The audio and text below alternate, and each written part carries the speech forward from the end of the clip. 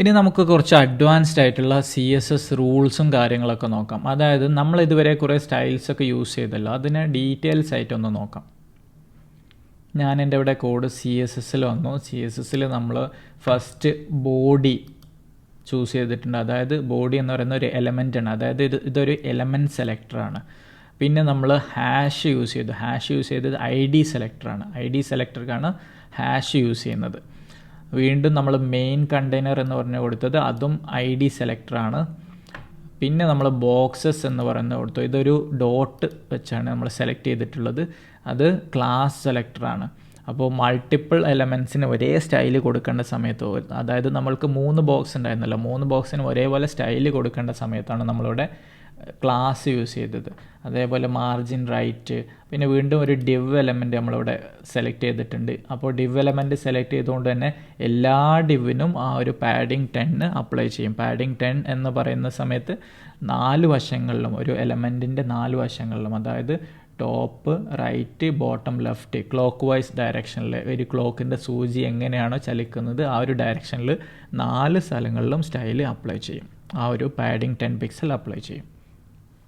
പിന്നെ നമ്മളൊരു nested selection നോക്കി. അതായത് hash main container then space ഇട്ടിട്ട് ഒരു H1, അതായത് മെയിൻ കണ്ടെയ്നറിൻ്റെ ഉള്ളിലുള്ള H1ന് ഈ ഒരു സ്റ്റൈൽ കൊടുക്കണം എന്ന് പറഞ്ഞു.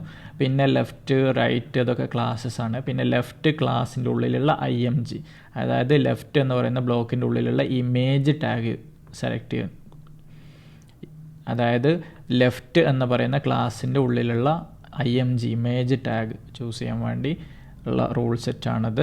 പിന്നെ നമ്മൾ ലെഫ്റ്റ് ഡോട്ട് ലെഫ്റ്റിൻ്റെ ഉള്ളിലുള്ള H2, പിന്നെ റൈറ്റിൻ്റെ ഉള്ളിലുള്ള A, അങ്ങനെ ഒരുപാട് മൾട്ടിപ്പിൾ ഓപ്ഷൻസ് നമ്മൾ നോക്കി. നമ്മളിവിടെ നോക്കിയതിൽ റൈറ്റ് സൈഡിലുള്ള A ടാഗ് നോക്കിയല്ലോ. റൈറ്റ് എന്ന് പറയുന്ന ക്ലാസ് ഉള്ള ഏതെങ്കിലും ഒരു എലമെൻറ്റ്, അത് P ആവാം, ഡിവ് ആവാം, എന്തും ആവാം, അതിൻ്റെ ഉള്ളിലുള്ള A എന്ന് പറയുന്ന ടാഗ്, അതായത് ലിങ്ക് ടാഗ്, നമ്മളിവിടെ റൈറ്റ് ഡിവ് ഇവിടെ ഉണ്ട്, അതിൻ്റെ ഉള്ളിലുള്ള A, ഈ 3 A ആണ് ഇത് സെലക്ട് ആവുന്നത്. അപ്പോൾ അതിനുള്ള സ്റ്റൈലാണല്ലോ ഇവിടെ കൊടുത്തത്. ഇങ്ങനെ നമ്മളിങ്ങനെ സ്പേസ് ഇട്ട് സെലക്ട് ചെയ്യുന്നതിനാണ് descendant സെലക്ടർ എന്ന് പറയുന്നത്. അതായത് അതിൻ്റെ ഉള്ളിലുള്ള ചെയിൻ ചെയ്ത് സെലക്ട് ചെയ്യാനുള്ള ഓപ്ഷനാണത്. ഇത് നിങ്ങൾക്ക് എത്ര ലെവൽ വേണമെങ്കിലും നിങ്ങൾക്ക് പോകാൻ പറ്റും. അതായത് എൻ്റെ ഒരു HTML ഫയൽ, ഞാൻ എൻ്റെ ഒരു പുതിയൊരു ഡിവ് ആഡ് ചെയ്യാം. തേർഡ് എന്ന് പറയുന്ന ഒരു ID കൊടുത്തു. തേർഡ് എന്ന് പറയുന്ന ID കൊടുത്തു. അതിനുശേഷം ഈ ഒരു ഡിവിൻ്റെ ഉള്ളിൽ എനിക്കൊരു പാരഗ്രാഫ് എലമെൻ്റ് ഉണ്ട്. ആ പാരഗ്രാഫ് എലമെൻറ്റിൽ എനിക്ക് ലോറം ടെക്സ്റ്റ് ഉണ്ട്. ആ ലോറം ടെക്സ്റ്റിൻ്റെ ശേഷം അതിൻ്റെ ഉള്ളിൽ, പാരഗ്രാഫിൻ്റെ ഉള്ളിൽ എനിക്കൊരു A ടാഗ് ഉണ്ട്. അതായത് A ടാഗിൽ ഞാൻ എന്തെങ്കിലും ഒരു ലിങ്ക് കൊടുക്കുകയാണ്. ക്ലിക്ക് ഹിയർ എന്ന് പറഞ്ഞു കൊടുത്തു. A ടാഗിന് നമ്മൾ പറഞ്ഞു href കൊടുക്കണം. href എന്ന് പറയുന്ന ആട്രിബ്യൂട്ട് കൊടുക്കണം.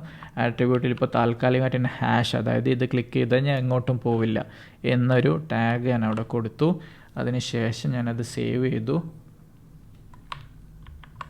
ബ്രൗസറിൽ നോക്കിയ സമയത്ത് താഴെ എനിക്ക് ബാക്ക്ഗ്രൗണ്ട് കളറൊന്നും കൊടുക്കാത്തതുകൊണ്ട് വിസിബിൾ അല്ല. താഴെ ആ ടെക്സ്റ്റ് വന്നിട്ടുണ്ട്. ഞാനൊരു ബാക്ക്ഗ്രൗണ്ട് കളർ കൂടെ കൊടുക്കാം. അപ്പോൾ എൻ്റെ ID സെലക്ട് തേർഡ് എന്ന് പറയുന്ന ID ഉണ്ട്. ID സെലക്ട് ചെയ്യാൻ വേണ്ടിയിട്ട് ID ആയതുകൊണ്ട് ഞാൻ ഹാഷ് യൂസ് ചെയ്യും. ഇവിടെ CSSൽ ഹാഷ് വെച്ച് ഞാൻ ID സെലക്ടർ കൊടുത്തു. എന്നിട്ട് ഞാൻ കേളി ബ്രേസ് ഓപ്പൺ ചെയ്ത സമയത്ത് ഇവിടെ കുറച്ച് ഒരു എറേഴ്സ് പോലെ കാണിക്കുന്നുണ്ട്. Do not use empty rule set, അതായത് empty ആയിട്ടുള്ള റൂൾ സെറ്റ് ഉപയോഗിക്കരുത് എന്ന് പറയുന്നുണ്ട്. അവിടെ ഞാനൊരു വാല്യൂ കൊടുത്തിട്ടില്ല, അതുകൊണ്ടാണ് ആ വാർണിംഗ് വരുന്നത്. അപ്പോൾ ഞാനിവിടെ സ്റ്റൈൽ കൊടുക്കണം. അതായത് ബാക്ക്ഗ്രൗണ്ട് കളർ വൈറ്റിൻ്റെ കോഡാണ് നമ്മളെ FF എന്ന് പറയുന്നത്. അത് വൈറ്റിൻ്റെ കോഡ് കൊടുത്തു, ഹെക്സ് കോഡ് കൊടുത്ത് സേവ് ചെയ്തതിന് ശേഷം ഞാൻ റീഫ്രഷ് ചെയ്തു. ആ ബാക്ക്ഗ്രൗണ്ട് കളർ ഇവിടെ വന്നിട്ടുണ്ട്. ഞാൻ മുകളിൽ എൻ്റെ സ്പേസിങ് വേണം, അതിന് വേണ്ടിയിട്ട് ഞാൻ മാർജിൻ ടോപ്പ് കൂടെ കൊടുക്കുകയാണ്. മാർജിൻ ടോപ്പ് 20 പിക്സൽ ഉണ്ട്. നമ്മൾ 15 പിക്സലല്ല എല്ലായിടത്തും കൊടുത്തു, അതുകൊണ്ട് 15 പിക്സൽ തന്നെ കൊടുക്കാം. 15 പിക്സൽ കൊടുത്തു. സേവ് ചെയ്ത സമയത്ത് ഓട്ടോമാറ്റിക് കോഡ് ഫോർമാറ്റ് ആയിട്ടുണ്ട്. ഞാൻ ബ്രൗസർ റീഫ്രഷ് ചെയ്ത സമയത്ത് എന്തോ കാരണവശാൽ എൻ്റെ ആ ഒരു സ്റ്റൈൽ ഇവിടെ റിഫ്ലക്റ്റ് ആയിട്ടില്ല. അപ്പോൾ ഞാൻ എന്താണ് ഇതിന് പറ്റുന്നതെന്നുള്ള അറിയാൻ വേണ്ടിയിട്ട് ഇങ്ങനെയൊക്കെയാണ് നമ്മൾക്ക് കൺഫ്യൂഷൻസ് വരുന്നത്. ചില എലമെൻറ്റ് കറക്റ്റ് പ്രോപ്പറായിട്ട് വരില്ല. അങ്ങനെ പ്രോപ്പറായിട്ട് വരാത്ത സമയത്ത് നമുക്ക് ഇൻസ്പെക്ട് ചെയ്ത് നോക്കാം എന്താണ് സംഭവിക്കുന്നത് എന്നുള്ളത്. ഞാനിവിടെ ഇൻസ്പെക്ട് ചെയ്തതിന് ശേഷം ഞാനൊരു ആരോ ഉപയോഗിച്ച് ഞാൻ എലമെൻറ്റ് സെലക്ട് ചെയ്യാണ്. നമ്മൾ തേർഡ് എന്ന് പറയുന്ന എലമെൻറ്റ് സെലക്ട് ചെയ്ത സമയത്ത് അത് ഫുള്ളായിട്ട് ഇതിൻ്റെ ബാക്ക്ഗ്രൗണ്ടിൽ മുഴുവനായിട്ട് നിൽക്കുന്നതായിട്ട് കാണുന്നുണ്ട് അല്ലേ. അപ്പോൾ അതെന്തുകൊണ്ടാണെന്നുള്ളത് നോക്കണം. അപ്പോൾ ഞാൻ പലതരത്തിലുള്ള സ്റ്റൈൽസ് കൊടുത്തു നോക്കാം. അതായത് ഈ തേർഡ് എന്ന് പറഞ്ഞ എലമെൻറ്റ് എന്തൊക്കെ സ്റ്റൈൽസാണ് ഇവിടെ വന്നിട്ടുള്ളത് നോക്കാം. അതായത് പാഡിങ് വന്നിട്ടുണ്ട്, പാഡിങ് ഒഴിവാക്കിയപ്പോൾ ഒന്നും സംഭവിച്ചില്ല. പിന്നെ ബാക്ക്ഗ്രൗണ്ട് കളറ്, മാർജിൻ ടോപ്പ് ഒക്കെ വന്നിട്ടുണ്ട്. മാർജിൻ ടോപ്പ് ഒന്നും എഫക്റ്റ് വരുന്നില്ല ഇവിടെ. ഞാനിവിടെ ഓവർഫ്ലോ ഹിഡൻ എന്ന് പറഞ്ഞു കൊടുത്തു. ഓവർഫ്ലോ ഹിഡൻ എന്ന് പറഞ്ഞു കൊടുത്ത സമയത്ത് അതെനിക്ക് പ്രോപ്പറായിട്ടുണ്ട്. അതായത് എൻ്റെ ഈ ഒരു ഡിവിലുള്ള ഒരു കാര്യം പുറത്തേക്ക് ഓവർഫ്ലോ ആവാൻ പാടില്ല. അത് ഹിഡൻ ചെയ്യുന്ന ഓപ്ഷനാണത്. അങ്ങനെ ഓവർഫ്ലോ ഹിഡൻ കൊടുത്ത സമയത്ത് എനിക്ക് പ്രോപ്പറായിട്ട് വന്നിട്ടുണ്ട്. ഇതേപോലെ നിങ്ങൾക്ക് ഏതെങ്കിലും ഒരു എലമെൻറ്റ് ചൂസ് ചെയ്യുന്ന സമയത്ത്, സെലക്ട് ചെയ്യുന്ന സമയത്ത്, നിങ്ങൾ കോഡ് ചെയ്യുന്ന സമയത്ത് നിങ്ങൾ കണ്ടൻറ്റ് പുറത്തേക്ക് പോകുന്നുണ്ടെങ്കിൽ ഓവർഫ്ലോ ഹിഡൻ കൊടുക്കണം, അല്ലെങ്കിൽ ഓവർഫ്ലോ സ്ക്രോൾ കൊടുക്കുക. നിങ്ങൾക്ക് ഏതെങ്കിലും ഒരു കണ്ടൻറ്റ് സ്ക്രോൾ ചെയ്യാൻ വേണ്ടിയിട്ടാണെങ്കിൽ ഓവർഫ്ലോ സ്ക്രോൾ കൊടുക്കുക, അല്ലെങ്കിൽ ഓവർഫ്ലോ ഓട്ടോ കൊടുത്തു കഴിഞ്ഞാൽ അത് ഡീഫോൾട്ടായിട്ട് നിങ്ങൾക്കൊരു സ്ക്രോൾ ബാർ ഉണ്ടാവും. ഇവിടെ എൻ്റെ കണ്ടൻറ്റ് മറ്റുള്ള ഡിവിൻ്റെ താഴെ ഓവർഫ്ലോ ആയി പോവുകയായിരുന്നു. അത് ഒഴിവാക്കാൻ വേണ്ടിയിട്ട് ഞാൻ ഓവർഫ്ലോ ഹിഡൻ കൊടുത്തു. അത് ഞാൻ എൻ്റെ കോഡിൽ കൂടെ ഇവിടെ ചെയ്തു. ഓവർഫ്ലോ ഹിഡൻ ഞാൻ എൻ്റെ കൺസോൾ അവിടെ ക്ലോസ് ചെയ്തിട്ടുണ്ട്. ബ്രൗസർ റീഫ്രഷ് ചെയ്തു. ഇനി ഇവിടെ ഞാൻ പറഞ്ഞു പാരഗ്രാഫ് ഉണ്ട്, എ ടാഗ് ഉണ്ട്. അപ്പോൾ എനിക്ക് ചൂസ് ചെയ്യേണ്ട ഒരു എലമെൻറ്റ് തേർഡ്. ഇനി എനിക്ക് ആ ഒരു എ ടാഗ് ചൂസ് ചെയ്യണമെന്നുണ്ടെങ്കിൽ എനിക്ക് എങ്ങനെ കൊടുക്കാം? അതായത് ഹാഷ് തേർഡ്, ആ ഒരു തേർഡ് എന്ന് പറയുന്ന ഐഡീൻ്റെ ഉള്ളിലുള്ള പാരഗ്രാഫ്, എന്നിട്ട് ആ പാരഗ്രാഫിൻ്റെ ഉള്ളിലുള്ള എ ടാഗ്, ഇങ്ങനെ ചൂസ് ചെയ്തിട്ട് എനിക്ക് സ്റ്റൈൽ കൊടുക്കാൻ പറ്റും. ഉദാഹരണത്തിന് അതിൻ്റെ കളറ് നമുക്ക് ഓറഞ്ച് റെഡ് കൊടുക്കണം എന്നുണ്ടെങ്കിൽ നമുക്ക് ഇങ്ങനെ കൊടുക്കാൻ പറ്റും. ഇപ്പോൾ ആ ഒരു ഓറഞ്ച് റെഡ് കളറായിട്ടുണ്ട് ഈ ലിങ്കിൻ്റെ കളറ്. അപ്പോൾ അങ്ങനെ സ്റ്റൈൽ കൊടുക്കുന്നതിനാണ് ഡിസെൻഡൻറ്റ് സെലക്ടർ എന്ന് പറയുന്നത്. ഇതൊരു കോമ്പിനേറ്റർ, ഡിഫറെൻറ്റ് സെലക്ടേഴ്സ് ജോയിൻ ചെയ്ത് നെസ്റ്റ് ചെയ്ത് ഉപയോഗിക്കുന്നതിനാണ് കോമ്പിനേറ്റേഴ്സ് എന്ന് പറയുന്നത്. അതായത് കോമ്പിനേഷൻസ്, പല സെലക്ടേഴ്സിന് കോമ്പിനേഷൻസ്. അപ്പോൾ ഇവിടെ തേർഡ് എന്ന് പറയുന്നത് ID സെലക്ടറാണ്, പിന്നെ എലമെൻറ്റ് സെലക്ടർ, വീണ്ടും എലമെൻറ്റ് സെലക്ടർ. ഇങ്ങനെ അടുത്തടുത്ത എലമെൻറ്റ് ഇങ്ങനെ ഉള്ളിലുള്ള നെക്സ്റ്റ് ഉള്ളിലേക്ക് പോയിട്ട് ഇങ്ങനെ സെലക്ട് ചെയ്യുന്നതിനാണ് നമ്മൾ നേരത്തെ പറഞ്ഞു ഡിസെൻഡൻറ്റ് കോമ്പിനേറ്റർ, അതായത് ഡിസെൻഡൻറ്റ് സെലക്ടർ എന്നൊക്കെ പറയുന്നത്. ഇനിയുള്ള വേറൊരു ഓപ്ഷനാണ് ചൈൽഡ് കോമ്പിനേറ്റർ. അതായത് നമ്മളൊരു പാരൻറ്റിൻ്റെ ഉള്ളിലുള്ള ചൈൽഡിനെ മാത്രം സെലക്ട് ചെയ്യുന്ന ഓപ്ഷൻ. നമ്മൾ HTML കോഡ് നോക്കുന്ന സമയത്ത് ഓരോ ബ്ലോക്കും ഓരോ പാരൻറ്റോ അല്ലെങ്കിൽ ചൈൽഡോ ആയിരിക്കും. അതായത് ഈ ഒരു ഡിവ് തേർഡ് എന്ന് പറയുന്ന ഒരു ഡിവ് ഒരു പാരൻ്റാണ്. ആ പാരൻറ്റിൻ്റെ ചൈൽഡ് എന്ന് പറയുന്നത് ഈ ഒരു പാരഗ്രാഫ് അതിൻ്റെ ചൈൽഡാണ്. ഒരു ചൈൽഡ് മാത്രമേ ഉള്ളൂ.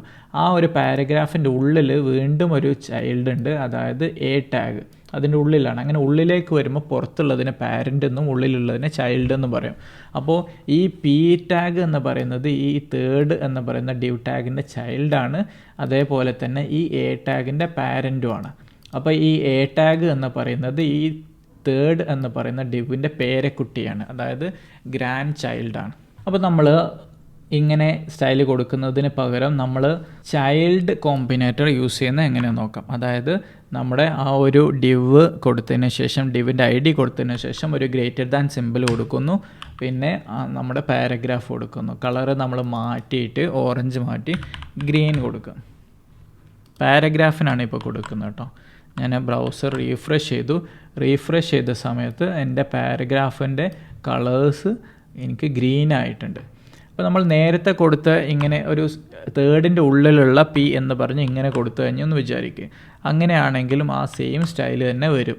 അപ്പോൾ ഇത് രണ്ടും തമ്മിലുള്ള ഡിഫറൻസ് എന്താണ്? നേരത്തെ നമ്മൾ പറഞ്ഞു ഡിസെൻഡൻറ്റ് സെലക്ടർ, ഇപ്പം നമ്മൾ പറഞ്ഞത് ചൈൽഡ് കോമ്പിനേറ്റർ.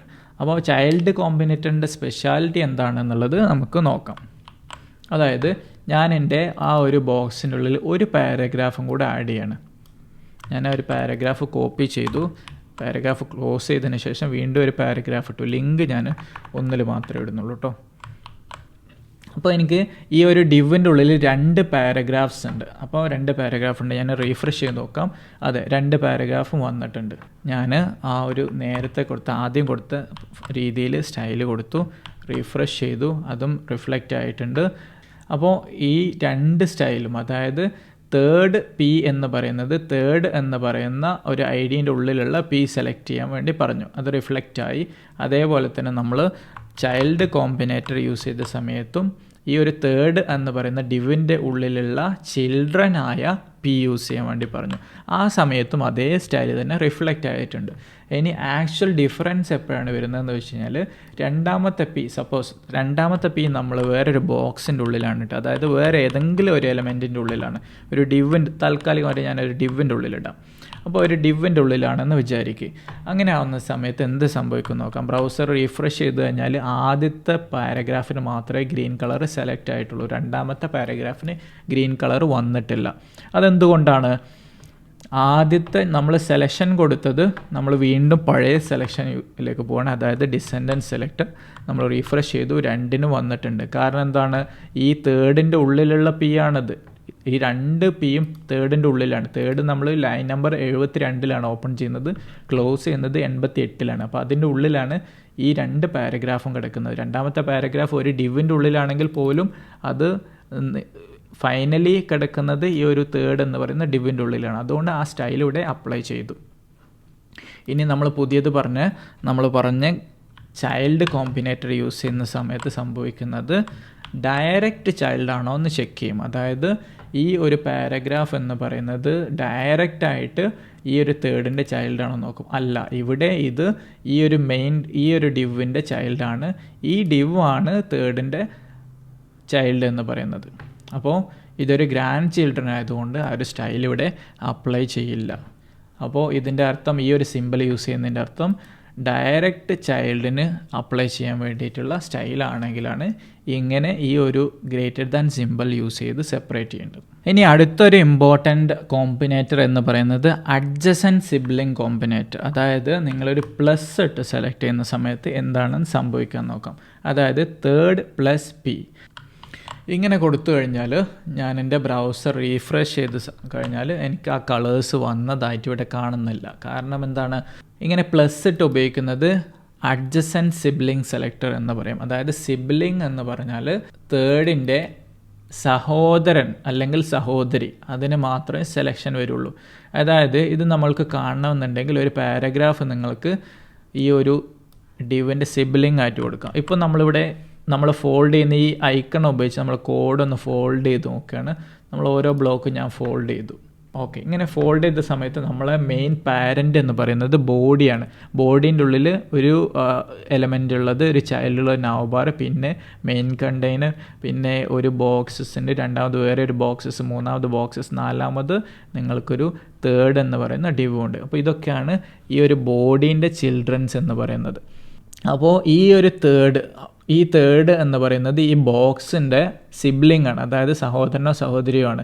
ഈ ബോക്സിൻ്റെയും മെയിൻ കണ്ടെയ്നർ, ഡൗൺ ബാർ, അങ്ങനെ ഇവരൊക്കെ സിബ്ലിങ്സ് ആണ്. അങ്ങനെ സിബ്ലിങ്സിനെ സെലക്ട് ചെയ്യാൻ വേണ്ടിയിട്ടാണ് പ്ലസ് ഇട്ട് ഉപയോഗിക്കുന്നത്. അതായത് നമുക്ക് ഇവിടെ പി ആണല്ലോ നമ്മൾ കൊടുത്തത്. ഒരു പാരഗ്രാഫ് നമ്മൾ ഇവിടെ പുറത്ത് കൊടുത്തിട്ടുണ്ടെങ്കിൽ അതിൻ്റെ അർത്ഥം എന്താണ്? ഈ പാരഗ്രാഫ് എന്ന് പറയുന്നത് ഒരേ ബോഡീൻ്റെ ഉള്ളിലാണല്ലോ. ഈ ഡിവ് എന്തിൻ്റെ ഉള്ളിലാണോ അതിൻ്റെ ഉള്ളിൽ തന്നെയാണ് ഈ പാരഗ്രാഫും. അതായത് ഈ പാരഗ്രാഫ് എന്ന് പറയുന്നത് ഈ ഡിവിന് സിബ്ലിംഗ് ആണ്, സഹോദരനോ സഹോദരിയോ ആണ്. അപ്പോൾ ഞാൻ എൻ്റെ കോഡ് റീഫ്രഷ് ചെയ്തു, ബ്രൗസർ റീഫ്രഷ് ചെയ്ത സമയത്ത് ഞാൻ അവിടെ ആഡ് ചെയ്ത ഒരു ടെക്സ്റ്റിന് ഗ്രീൻ കളർ വന്നിട്ടുണ്ട്. കാരണം അതൊരു സിബ്ലിംഗ് ആയതുകൊണ്ട്. അതാണ് ഇങ്ങനെ പ്ലസ് ഉപയോഗിച്ച് നമ്മൾ സെലക്ട് ചെയ്യുന്നത്. ഇനി ഞാൻ വീണ്ടും ഒരു പി കൂടെ ആഡ് ചെയ്യണം. ഞാൻ നേരത്തെ പിക്ക് ശേഷം വേണമെങ്കിൽ ഒരു HR ഹൊറിസോണ്ടൽ ലൈന് കൊടുത്തതിന് ശേഷം വീണ്ടും ഞാൻ ഒരു പാരഗ്രാഫ് കൂടെ ആഡ് ചെയ്തു, സേവ് ചെയ്തു, റീഫ്രഷ് ചെയ്തു. ആ ഒരു ഹൊറിസോണ്ടൽ ലൈൻ ഇവിടെ വന്നിട്ടുണ്ട്. പക്ഷേ അതിന് താഴെ വന്ന ടെക്സ്റ്റ് ബ്ലാക്ക് കളറാണ്, ഗ്രീൻ അല്ല. അപ്പോൾ അത് എന്താണ്? സഹോദരനല്ലേ? അപ്പോൾ അതും സഹോദരനാണ്, അതായത് അതും ഒരേ ബ്ലോക്കിലാണുള്ളത്. ഒരേ ബോഡീൻ്റെ ഉള്ളിലാണ് ആ ഒരു HR ഉള്ളതും P ഉള്ളതും. അപ്പോൾ നമ്മൾ P മാത്രമേ സെലക്ട് ചെയ്തിട്ടുള്ളൂ. എന്നിട്ടും ഫസ്റ്റത്തെ Pക്ക് മാത്രമേ ആ ഒരു സ്റ്റൈൽ വന്നിട്ടുള്ളൂ. കാരണം എന്താണ് ഇങ്ങനെ സെലക്ട് ചെയ്യുന്നത്? അഡ്ജസൻറ്റ് സിബ്ലിംഗ് ആണ്. അതായത് സിബ്ലിങ്ങിന് മാത്രമേ, അതായത് സിബ്ലിങ് തന്നെ അഡ്ജസൻ്റ് ആയിട്ടുള്ള അടുത്ത് നിൽക്കുന്ന സിബ്ലിങ്ങിനെ മാത്രമേ ചൂസ് ചെയ്യുള്ളൂ. അതല്ലാതെ അതിന് ശേഷമുള്ളതോ അതിന് പിന്നീട് ശേഷമുള്ളതൊന്നും സെലക്ട് ചെയ്യില്ല.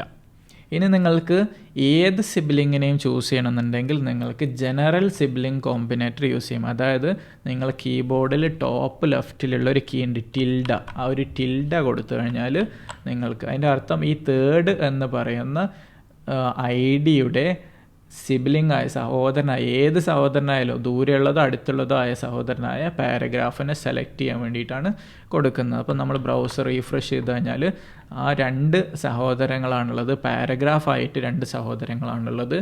ആ 2 സഹോദരങ്ങളെ ഇവിടെ സെലക്ട് ചെയ്തിട്ടുണ്ട്. അപ്പോൾ അതാണ് നമ്മുടെ ഡിഫറെൻറ്റ് കോമ്പിനേറ്റേഴ്സ് എന്ന് പറയുന്നത്. ആദ്യം നമ്മൾ നോക്കി ഡിസെൻഡൻറ്റ് സെലക്ടർ, ഡിസെൻഡൻറ്റ് കോമ്പിനേറ്റർ. പിന്നെ നമ്മൾ നോക്കിയത് ചൈൽഡ് കോമ്പിനേറ്റർ. പിന്നെ നമ്മൾ നോക്കി അഡ്ജസൻറ്റ് സിബ്ലിംഗ് കോമ്പിനേറ്റർ. പിന്നെ നമ്മൾ നോക്കിയത് ജനറൽ സിബ്ലിംഗ് കോമ്പിനേറ്റർ.